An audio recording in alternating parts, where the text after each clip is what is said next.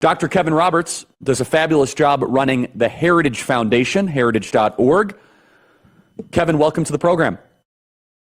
Great to join you. Here we are in America at this crossroads where not everyone knows what time it is. You certainly do. Your audience does. And so it's always a great pleasure to be with you. Thank you. So we're about to see, it looks like, the arrest of Donald Trump on awful and terrible charges. You mentioned, what time is it? Why don't you elaborate on that? What time is it? Is it time for op-eds and newspaper articles? No, man, that's DC Swamp Think. What time it is for people to recognize, we do have to do one bit of recognition. I don't mean that passively, but recognize that we have a two-tiered system of justice in this country that's relevant regardless of what someone thinks about President Trump. And so if I encounter someone who isn't as grateful for him as you and I and your audience are, I say it doesn't matter, because if this can happen to him, it can happen to all of us. But number two, we really do need to, and I mean this figuratively, because of all the charges that will come my way and your way if it's taken literally, to tear out root and branch this two-tiered system of justice, whether it is going into the Federal Bureau of Investigation and totally starting from scratch, or as my Heritage colleagues have done, Cully Stimson and Zach Smith, they've been analyzing with great detail the rogue prosecutors in this country, including this joker in New York. We have to completely overhaul that. The time is for action. And by action, Charlie, I mean action that changes things permanently, understanding that the left hates us and they hate what we believe. And by calling for this action, we're not calling for violence, obviously, quite the opposite.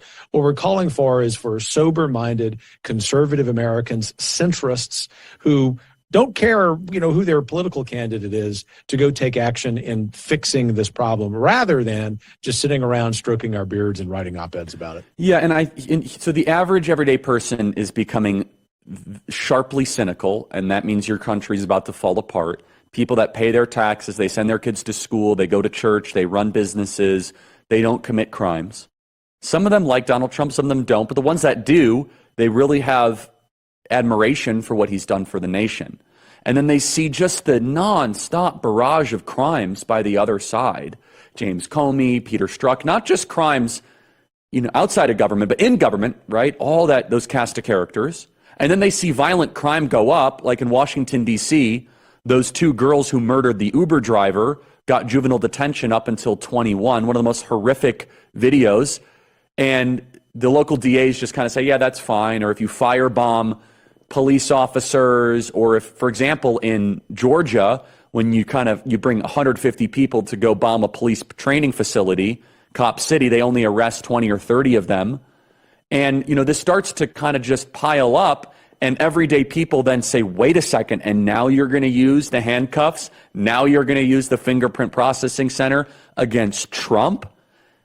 Kevin, I'm deeply afraid that regular people are about to reach one of two things. They're going to reach a simmering point that's really bad, or they're going to completely disconnect from the system in a posture of permanent cynicism. Yeah, that's exactly right. In fact, I think the way you frame that crossroads, Charlie, is spot on. And I just want to underscore something that you know to be true, and people who are watching or listening to us know to be true. For someone to say that Americans are either going to be in a permanent state of cynicism or they're going to reach a simmering point doesn't mean that we're talking about Americans who are ready to start a civil war. That's what the Washington media and Adam Kinzinger and Liz Cheney want to say. They love this false dichotomy. Rather, you're being really thoughtful. My colleagues at Heritage are being really thoughtful in saying, we're so concerned. I totally agree. About the social problems. That's the last thing we want. I just want to be very clear. It's actually, my heart is for unity. And I think that you get closer to discord when you perp walk a president for the first time in American history over a paperwork issue. Meanwhile, violent crime is going through the roof, and the entire Democrat mafia is wealthier and more protected than ever. Please continue, Kevin. Sorry. No, I appreciate the interjection, because it's so crucial to make that to underscore that. But I think the point is that there are tens of millions of Americans. These are normal, successful people who would never be engaged in any kind of violence against anyone, who are saying, this country that I love, this country that perhaps some of these folks have given military service to, is lost. And really, once you reach that point to sum up here, Charlie, you're either going to be in a permanent state of checking out, like what Tim Carney writes about in his book Alienated America, that's well said. Yeah. Or you're going to reach a simmering point where, you start contemplating things that are not at all healthy. And you care about, I know that I and my colleagues at Heritage care so deeply about the social fabric of this country.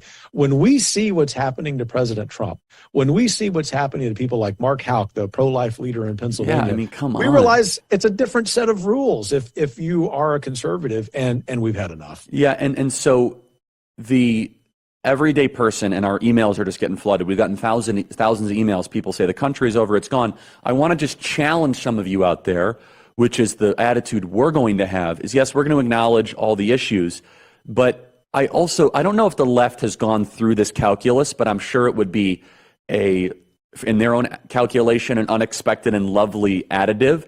They would love for us to just give up because of all this, right? They'd love for us to, what's the point? They're just going to lock all our guys in jail. There's nothing that we can do. And instead, we have to have an intentional attitude of perseverance. Yes, it's unjust. Yes, we're going to do something about it. But the worst thing we could possibly do is have them rob us of our passion or enthusiasm for America.